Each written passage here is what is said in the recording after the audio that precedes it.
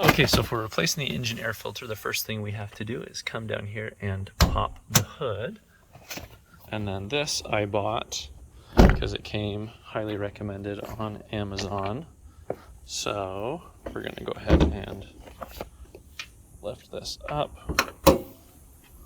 Okay, so there are 2 bolts that we're gonna have to remove here and here to get to the air filter. So this is a 10 millimeter, which fits perfect. I'm gonna go ahead and use both hands and get those off. Okay, so after turning that bolt an insane number of times, it finally loosened up. You'll see it doesn't actually come all the way out though, so you could be turning forever. Now, I'm going to just slide this out. You can see it's got a front marker there.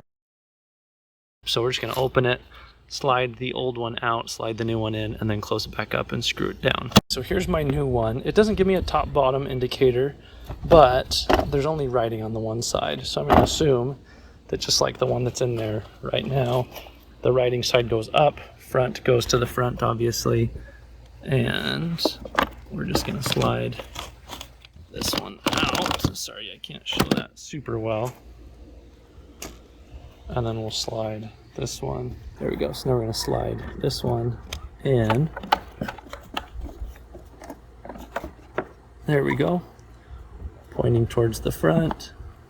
And then we're just gonna retighten these 2 bolts and we'll be good to go. Okay, now we want this to be tight, but it's not like a lug nut or an engine mount or something. Just get it pretty tight there so that it's not gonna come loose. I hope you found this helpful. If you have any questions or comments, please leave them below. I do read those and I'll get back to you. And if you did find this helpful, I hope you'll consider subscribing and liking for more helpful content. Thanks for watching.